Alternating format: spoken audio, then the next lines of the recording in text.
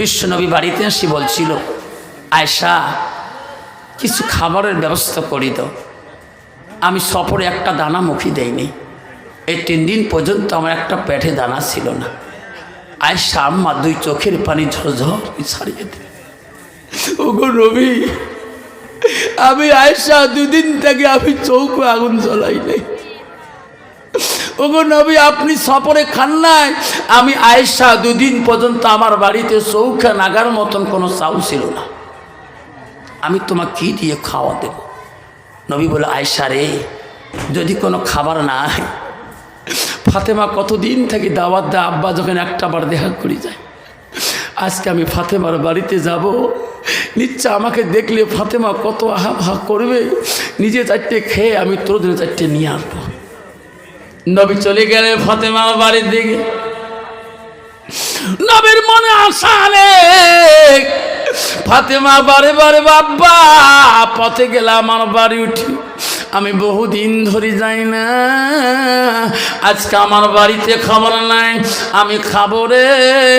আমার বিবি আয়েশার জন্য বেটির বাড়ি থেকে কিছু নিয়ে আসবো। রাসূলুল্লাহ ফাতেমার বাড়ি মুখে যায়, বাড়ির কাছে যে ডাক মারে, মাগো আমি তোমার আব্বা নবী দিয়েছি মা।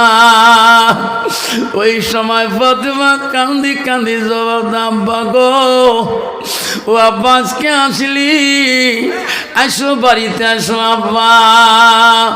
নবীজি বাড়ির ভিতর যে দেখে চোখের পানি ফেলা ফাতেমা, মা তুমি কান্দো কেন মা? আব্বা গো আজকে আসলি আব্বা, আজ 3 দিন ধরে আমার বাড়িতে একটা দানা উঠে না। আমার আদরের মানিক, তোর আদরের নাতি হাসান হোসেন আব্বা 2 দিন ধরে একটা দানা খাইতে পারে নাই।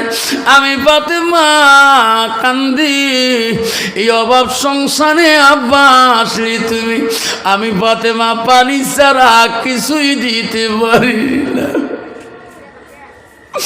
নবী কাঁদে রে মনে মনে, আল্লাহ কত আশা করি আসলাম, ফাতেমার বাড়িতে 1 মুঠ খেয়ে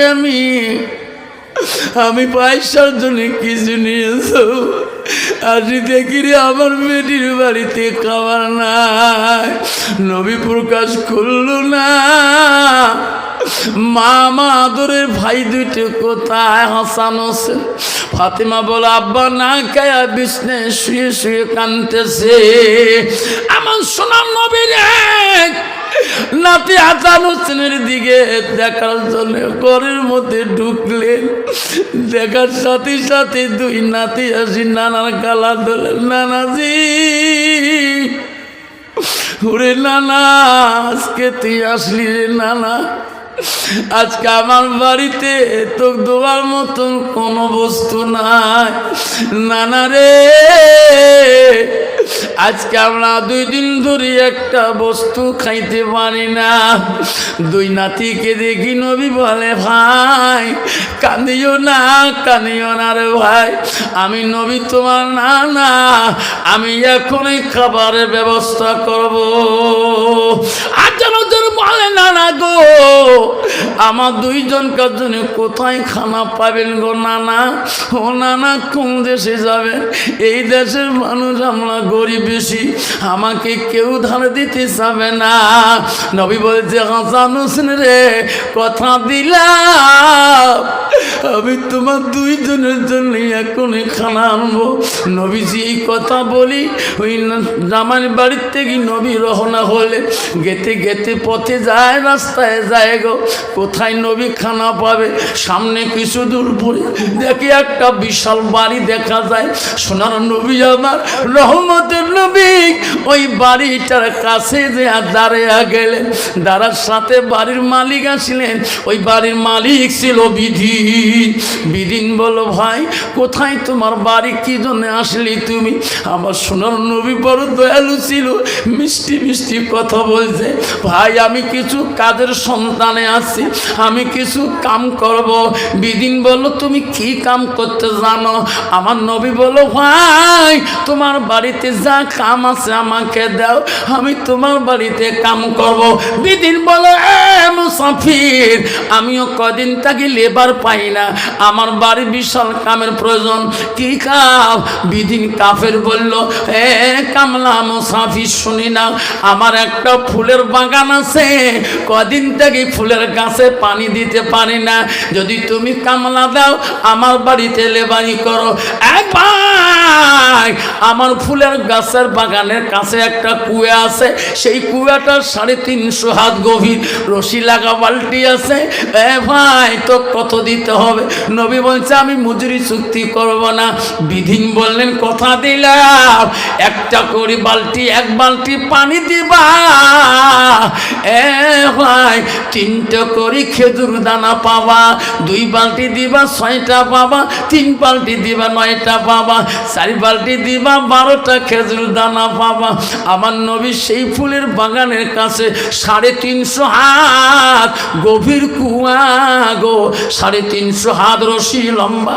নবী 2 দিন থেকে কিছুই খাইলে, নাতির ভালোবাসায় এই খেজুর দানা খাওয়া যদি না নিয়ে যায়, নবী কথা দিছেন খালি হাতে নবী নাতির বাড়িতে ফিরে যেতে পারে না। কষ্ট হয় বা কষ্ট হয়, কষ্ট করবেন না, অল্প সময়ের জন্য কষ্ট মনে করবেন না। নবী আস্তে করে কুয়ার পাশে চলে গেলেন, ওই গভীর কুয়া, যে কুয়া রশি 350 হাত লম্বা। কত হাত লম্বা বাবা?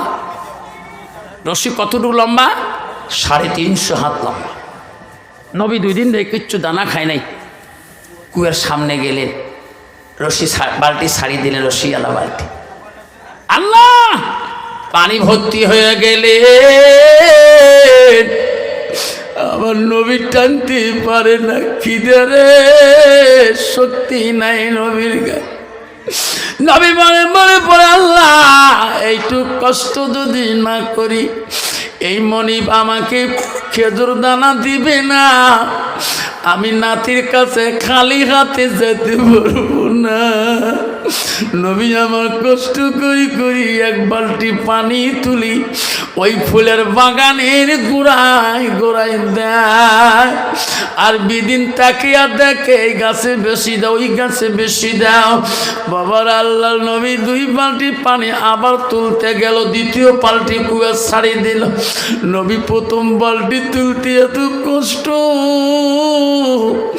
2য় বালতি পানি তুলতে নবী আর পায় না, কষ্ট করি তুললেন পানি, আবার গাছের গোড়ায় দেয়। 3য় বালতি পানি যখন ছাড়ি দেয়, আবার নবীর চোখের পানি রে বন্ধ হয় না, নবীর চোখের পানি দিয়ে বুক ফেটে যায়। 3য় বালতি পানি নাই তুলতে, বালতির গোড়ে রশি ছিঁড়িয়া খালি হাতে রশি জমা হয়ে যায়, বালতি আর হাতে নাই। বেদিন বলল রে কামলা, হে মুসাফির তোর হাতে বালতি কই, রশি কেন দলা হলো? নবী সরল মনে সুন্দরভাবে বলছে, ভাই রশি ছিঁড়ে গিয়েছে, বালতিটা 350 হাত গভীর পানির নিচে পড়ে গেল। ওই বিদিন কাফের নবীকে চিনতে পারে নাই, একটা বালতির মায়া সহ্য করতে পারে নাই। এই বিদিন কাফের দৌড়িয়ে আসিয়া আমার নবীজিকে কেমন জোরে আঘাত করলো, এমন জোরে আঘাত করলো। নবী বলল, ভাই আর আমাকে মারিও না রে ভাই, ভাই আমাকে মারিও না, আমার আঘাত করিও না, আমি তোর ভালোবাসা বালতি তোকে আমি ফিরে দিয়া যাবো, আমার গালি পারিও না, আমার কন্যায় বলিও না।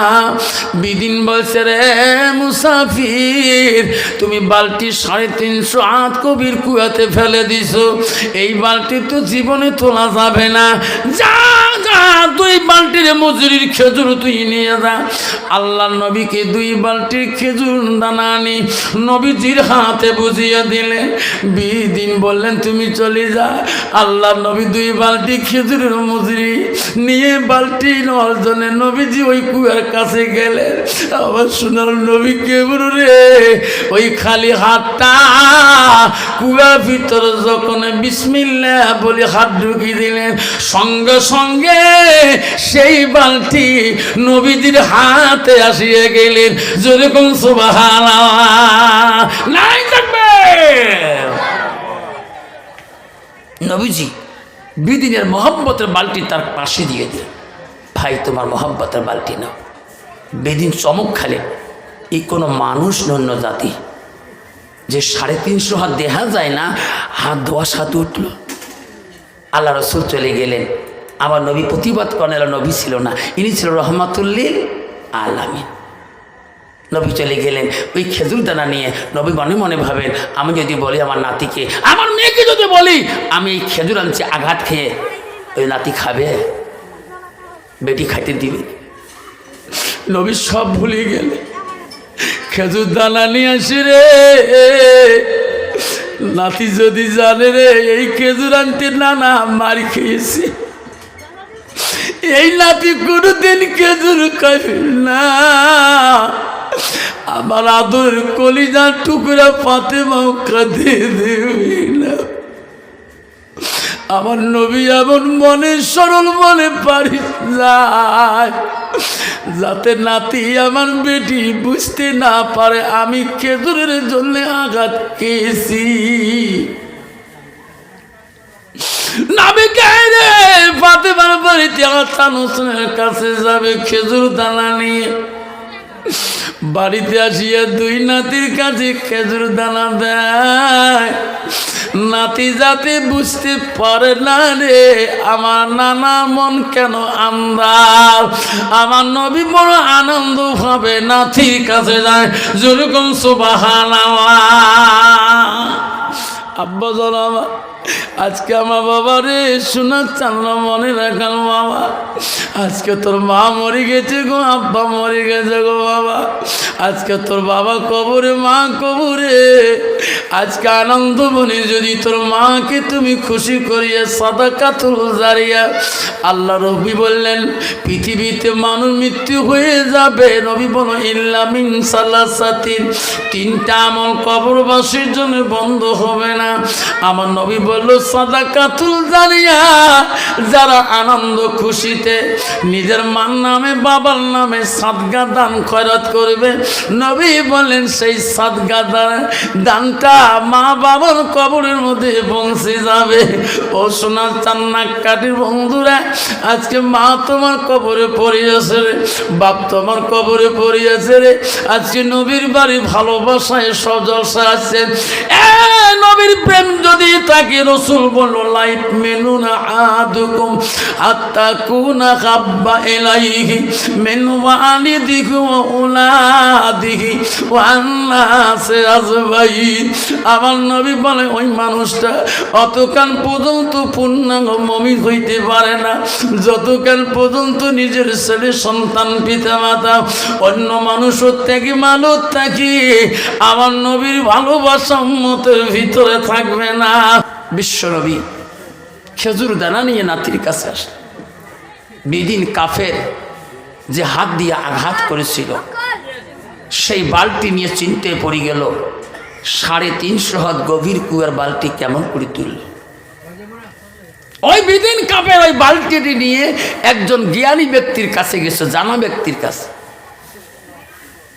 এক বাবা একটা কোরআন দিয়েছে। আল্লাহ কোরআনে 114টা সূরা আছে, 30টা পারা আছে। কি নাম বাবা? আজিলুর হোসেন 100 টাকা দিয়েছে। দেখে মালা তাকায়া আবার একটা বাস। হ্যাঁ কার নামে? আল্লাহ তার ভাইয়ের নামে আল্লাহ দোয়া চাইছে, একটা কোরআন দিছে, নেরে মাওলা কবুল করিয়া, আদরের ভয়টাকে দিস রে মাওলা মাফ করিয়া। তোর নাম কি বা? রেহান হোসেন। দোয়া চাই ভয়র লাগিয়া, মাফ করিয়া দিস রে মাওলা আদরের ভয়টার লাগিয়া। বিদিন জ্ঞানী ব্যক্তির কাছে যা বালতির সম্বন্ধে আলোচনা করছিলেন, তখন ওই জ্ঞানী ব্যক্তি বলছে, ভাই তুমি যার গাত আঘাত করছো তিনি হবে আখিরি জামানার নবী মুহাম্মদ রাসূলুল্লাহ, উনি হল হযরত আলীর শ্বশুর ফাতেমার আব্বাজান হাসান হোসেনের নানা। জোরেকুম সুবহানাল্লাহ। বিদিন বলছে, ভাই আমার উপায় কী হবে? তোর তো 1 নম্বর জাহান্নাম যেতে হবে, তোর তো রাস্তা দলিল নাই। ওই বিদিন আবার এক জ্ঞানী ব্যক্তির কাছে গেছে, উনি এক কথা কইছে, ভাই তো জাহান্নাম ছাড়া রাস্তা নেই।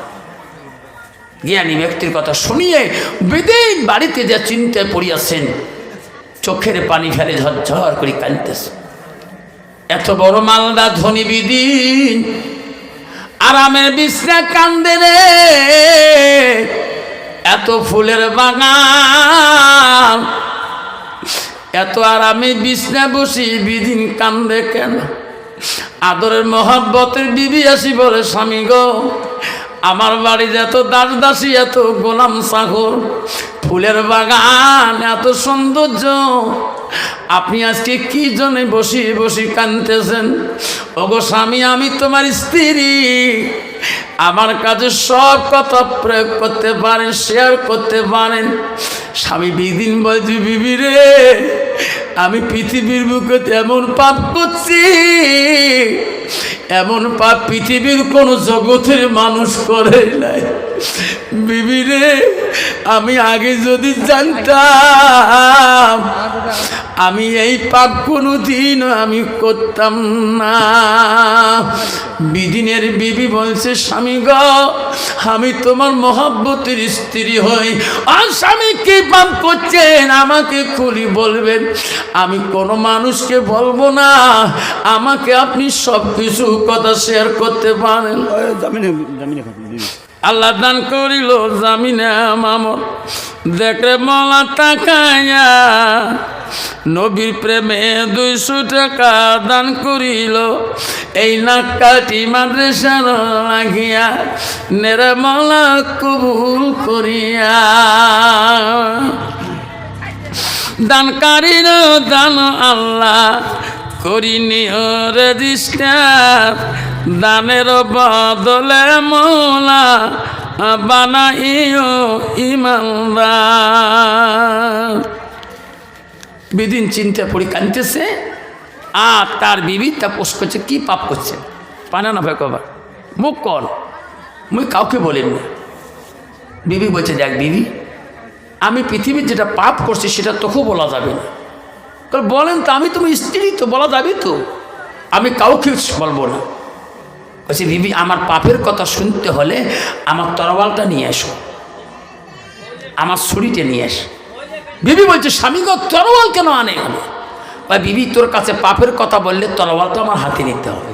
আরে বিবি সাদা বনে তরোয়াল শীতান থেকে আনি দিস। স্বামী বলেন, তোমার জীবনের পাপ কি করছে নেই যে তরোয়াল? বিবি রে